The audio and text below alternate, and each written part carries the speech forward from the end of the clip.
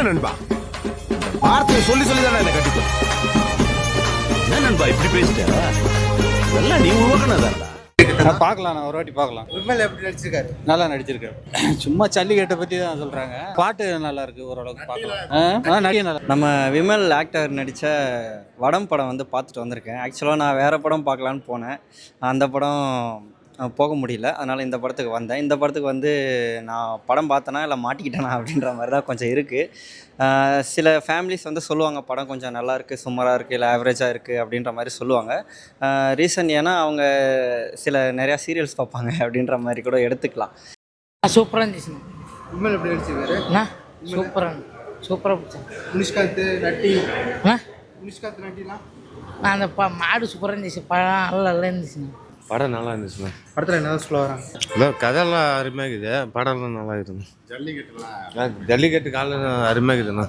ஏன்னா இந்த படம் ஏற்கனவே பார்த்த மாதிரி தான் இருக்கும். இங்கே நிறையா இதுக்கு முன்னாடி இருந்த வில்லேஜ் ஓரியன்டான படங்கள், கமர்ஷியலான படங்கள் அப்படின்றத கொஞ்சம் பிரித்து எல்லாத்தையும் சேர்த்து கோர்த்து எடுத்த படம் தான் இது. இந்த படத்தில் ஒரு மைய கரு என்னென்னா ஜல்லிக்கட்டை வந்து கொஞ்சம் டிஃப்ரெண்ட்டாக காமிச்சிருப்பாங்க.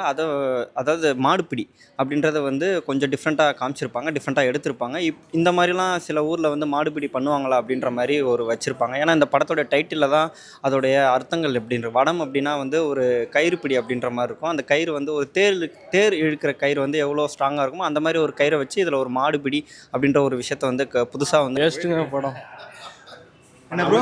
ஒன்றும் இல்லை ஜி, நீங்கள் கேட்குற அளவுக்குலாம் ஒன்றும் இல்லை. ஏதோ நான் வந்த படம் வேறு, பார்த்த படம் வேறு, அவ்வளோதான். நான் வந்து புஸ்தகம் வந்தேன். ஐயோ அப்பா சாமி, நீங்கள் போவாத இல்லதுங்க. இல்லைப்பா, ஒன்றும் இல்லை, யூஸ்வல் கதை தான். என்ன நட்டி ஒரு 2 மாடு வந்து சின்ன வயசில் வந்து வளர்த்துறாரு, குட்டி போடுது. அதில் ஒரு மாடு வந்து அந்த இதுக்கு விட்டுருவார். அந்த மாதிரி இடத்து விமல் வளர்ப்பான். அது ஒரு கண்ணுத்தனம் சொல்லி விமல் வளர்ப்பான். அந்த ஒரு விஷயத்துக்கு வந்து ரொம்ப வந்து டைரக்டர் வந்து ஹேட்ஸ் ஆஃப் சொல்லலாம். காரணம் ஏன்னா இந்த மாதிரி விஷயங்கள்லாம் தமிழ்நாட்டில் நடந்திருக்கு அப்படின்றது நிறைய பேருக்கு தெரியாது. நம்ம மாடுபிடினா அப்படின்னா மாடை வந்து காலையை வந்து அவுத்து விட்டு அந்த மாட்டை வந்து பிடிக்கிறது அப்படின்றதான் இளைஞர்கள் வந்து பிடிப்பாங்க. அதை தான் நம்ம பார்த்துருப்போம். இதில் கொஞ்சம் டிஃப்ரெண்ட்டாக வந்து காமிச்சிருப்பாங்க. அந்த ஒரு விஷயத்துக்கு வந்து டைரக்டருக்கு வந்து ஒரு ப்ளஸ் பாயிண்ட்டு. ரெண்டாவதாக ப்ளஸ் பாயிண்ட்டு வந்து ஆக்டர் விமல் அப்படின்ற அவருக்கு வந்து சொல்லலாம். ரொம்பவே வந்து யங்லுக்காக, யூத்தாக, ரொம்ப ஃபிட்னஸாக நல்லா தான் இருக்கார். ஆனால் இந்த படத்துக்கு இன்னுமே கொஞ்சம் மெனக்கிட்டு நடிச்சிருக்கலாம். ஏன்னா இந்த படத்தில் நிறைய ஆக்ஷன் சீக்வன்ஸ் அப்படின்றத வருது.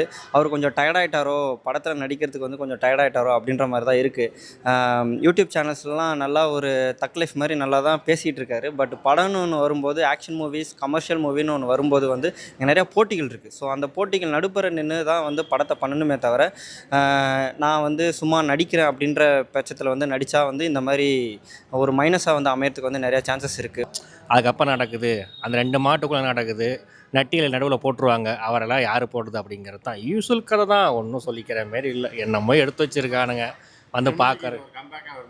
கண்டிப்பாக இல்லைங்க, இதெல்லாம் எப்படியும் கம்பேக் ஆகும். அதெல்லாம் ஒன்றுமே இல்லைங்க. மியூசிக் ஆனால் நல்லா போட்டிருக்காரு. பாட்டெல்லாம் கொஞ்சம் கேட்குற மாரி இருக்குது. பேக்ரவுண்ட் ஸ்கோர் நல்லா இருக்குது. மற்றபடி படத்தில் இன்னொருடைய ப்ளஸ் பாயிண்ட் வந்து டி இமானுடைய மியூசிக். அவருடைய மியூசிக் தான் வந்து இந்த படத்தில் வந்து ஒரு வில்லேஜ் ஓரியன்டான ஒரு தாட்ஸ்க்கு வந்து இந்த படத்தை வந்து எடுத்துகிட்டு போகுது.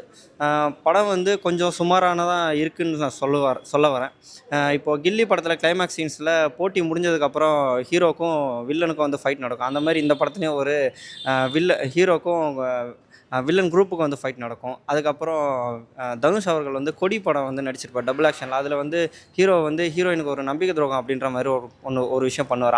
அந்த ஒரு படத்துலேருந்து சீன்ஸ் வந்து கட் பண்ணி இந்த படத்துலேயே வந்து வச்சுருப்பாங்க. அந்த மாதிரி நிறையா படத்தில் இருக்கிற சீன்ஸ்லாம் வந்து காமிச்சிருப்பாங்க. அது மட்டும் இல்லாமல் ஹீரோ அப்புறம் வந்து அவங்களுடைய குடும்பத்தை வந்து ஒரு சும்மா கௌரவம் போகிற வரவங்களாம் வந்து பெருமை பேசிட்டு கௌரவம் பேசிட்டு அந்த மாதிரியே பண்ணிகிட்டு இருப்பாங்க. இன்னொரு பக்கம் வில்லன், இந்த படத்துடைய வில்லன் வந்து நட்டி அவர்கள் வந்து நடிச்சிருப்பார்.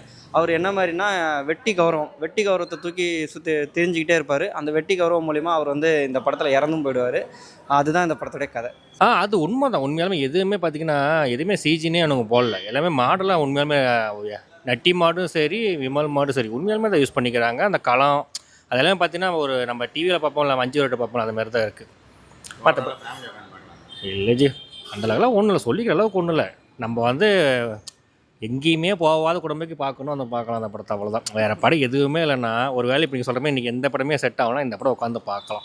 இந்த படத்தில் சிஜி ஒர்க் அப்படின்றது இல்லை. காளையை வந்து லைவாக தான் யூஸ் பண்ணியிருக்காங்க. ஆனால் காளையை வந்து அதாவது காளையை வந்து பில்டப்புக்காக காட்டுற காளை, அப்புறம் வந்து போட்டிக்காக காட்டுற காளை வந்து நல்லாவே டிஃப்ரென்ஷியேட் இருக்குது. போட்டிக்காக காட்டுற காளை வந்து ஒருவேளை அந்த காளையோட ஒரிஜினல் ஓனர் வந்து அலோவ் பண்ணலையோ என்னமோன்னு அப்படின்றது தெரியல.